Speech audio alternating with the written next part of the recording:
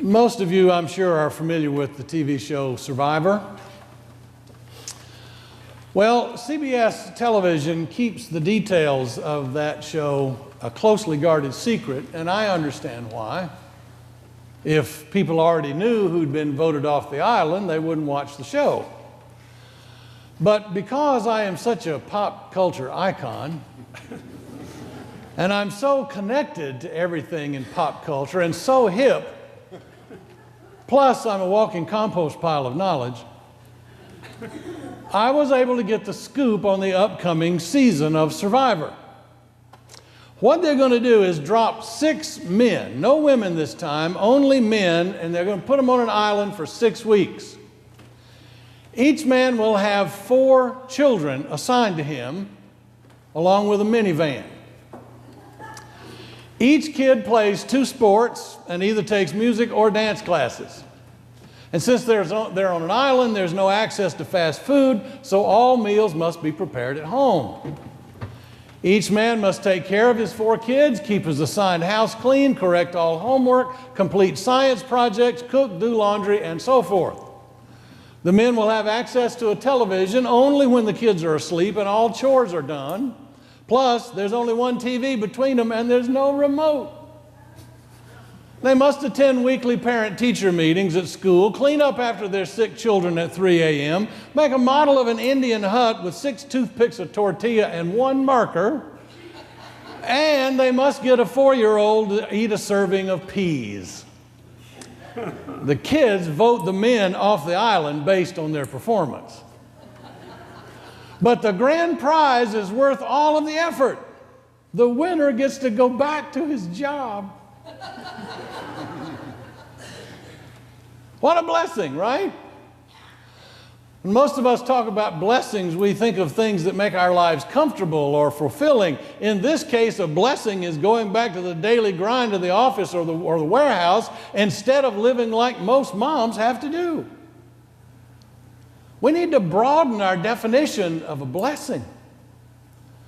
Maybe that's why I've always been so drawn to this story in Genesis 32. There's so many unanswered questions here, but one of them is, what does it mean for Jacob to be blessed by his wrestling opponent?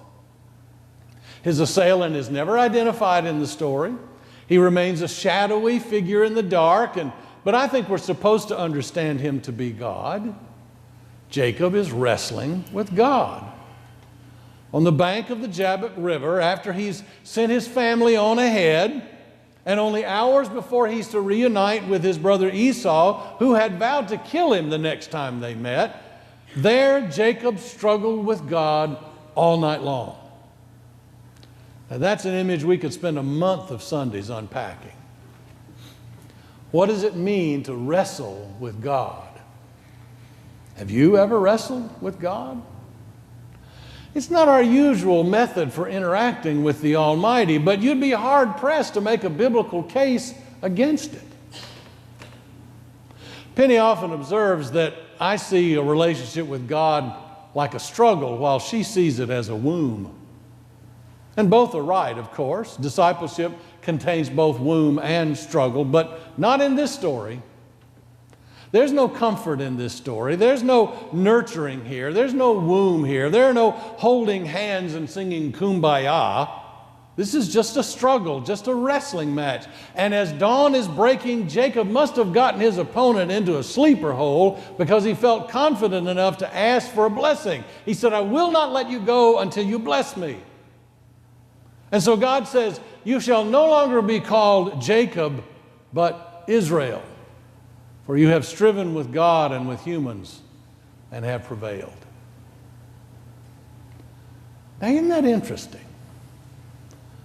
The blessing Jacob receives is a new name. It has nothing to do with the meaning of the word Israel. The word Israel in Hebrew can be translated either God rules or God preserves or God protects. There's nothing in there about striving with God. So the new name is in response to the striving, not to commemorate the striving. And that happens so often in the Bible. In response to some life-changing event, a new name is given. Abram becomes Abraham. Sarai becomes Sarah. Saul becomes Paul. In today's reading from Matthew 16, Jesus changes Simon's name to Peter, the rock. It always signifies a new life, a new way of being, a dividing line between what was and what is to come. In the early church, a newly baptized Christian was given a brand new white robe and a new name to signify his or her turning away from the life of this world and turning toward following Jesus. Now, I like that. I like the whole idea of commemorating an event like that with a new name, either really or metaphorically. Now, some traditions still preserve that practice, albeit more as a formality. I've told some of you about the time Penny and I were talking about our respective religious childhoods, and she happened to mention that the name she took at her confirmation in the Catholic Church was Anne. I said, "Why'd you pick Anne?" She said, "Well, it was Mary's mother's name." I said, "Mary who?" She said, "Mary, the mother of Jesus, you doofus. Mary's mother's name was Anne." Well, now my Southern Baptist playfulness just couldn't let this go. And so I said, "Well, how do you know that?" She said, "It's in the Bible." I said, "Really? Show me." Well, now it's a matter of honor. She said, "Okay, I will." And she pulled her little Bible off the nightstand and started thumbing through the concordance. And after a minute, I heard a not too disguised expletive, followed by, "The nuns lied to me." Of course, now it's become a running joke between the two of us.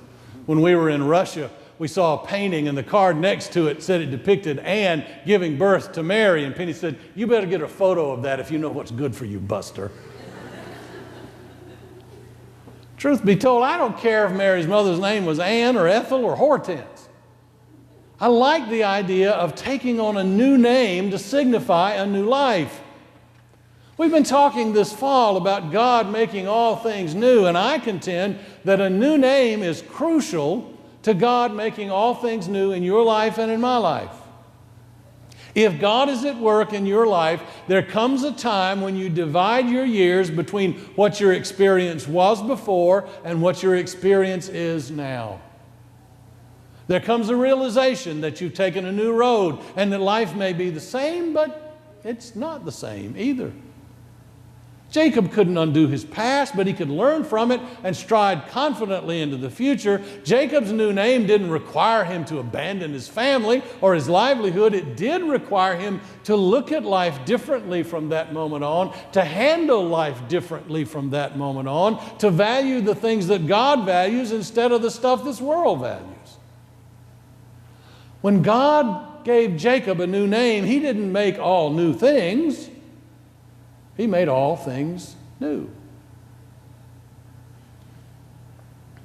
Some of you know that I was born into this world with the name of Paris Hooper. My biological father, Nolan Hooper, died when I was 8 years old. And 5 years later, my mom married John Donahue.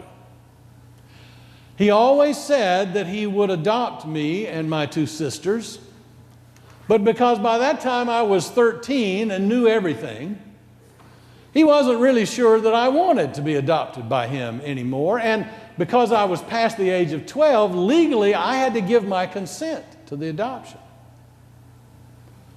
Truth was, I craved it, wanted it desperately. And after a couple of years of being a typical teenage boy, pain in the you-know-what, I finally tearfully admitted to him that I wanted the adoption. He immediately got a lawyer. The papers were drawn up, and I still remember walking with my mom and my stepfather and my two sisters into an oak-paneled judge's chamber where I formally gave my consent to be adopted. I came out of that room with a new father. But most importantly, I walked into that room a Hooper, and I walked out a Donahue. And that has been my identity ever since. Jacob sat down by the river as Jacob. The next morning, he crossed the river as Israel. Nothing was changed, but everything was changed. He was blessed with a new name. He was also blessed with a limp. During the struggle that night, Jacob's hip joint came unhinged, and from that day on, Israel walked with a limp.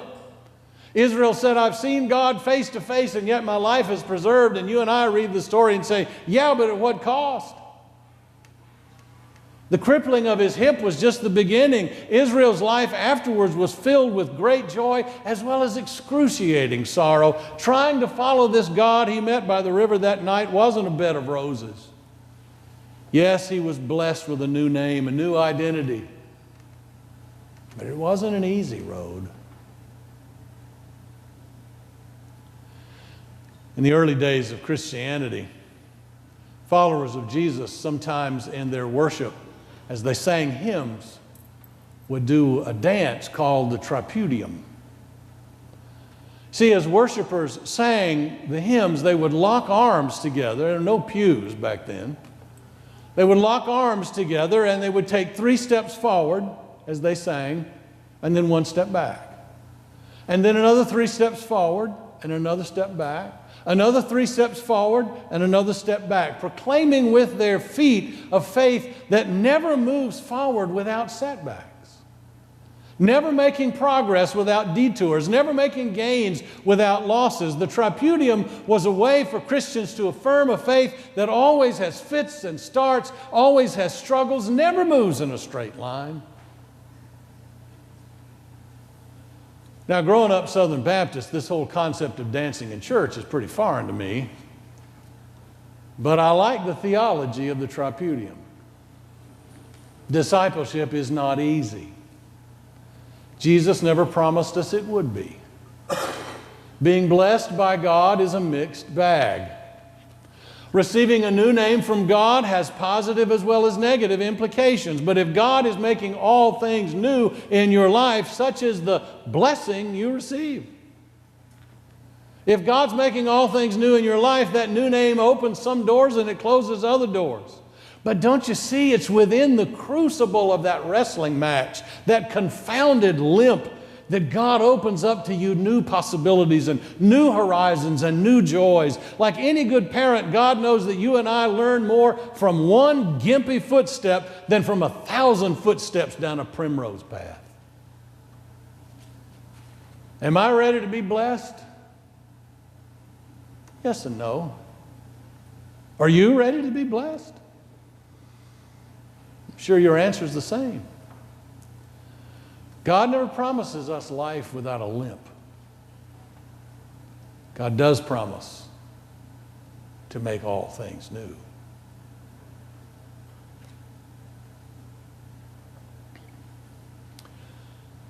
There was a man, I'm going to call him Cyril, who spent many years in pursuit of religious truth and enlightenment.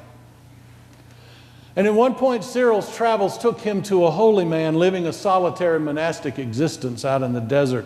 And during his time with this monk, they often discussed strategies for struggling with the devil and his temptations. Many years later, Cyril went to visit the holy man again to see if he could learn more from him. And when he found him living in the same Spartan hut out in the desert, he said, "Tell me, Father, do you still wrestle with the devil?" And the monk, now grown old, replied, "Oh, no, my son, I'm much too old to wrestle with the devil. I now wrestle with God." Cyril was shocked. Wrestle with God? How can you ever expect to win wrestling with God? And the old man said, "Oh, you don't understand, my son. I hope to lose. I hope to lose."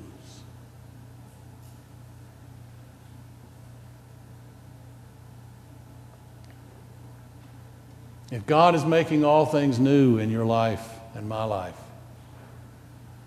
there's one wrestling match you'd better plan on losing and be downright happy about it.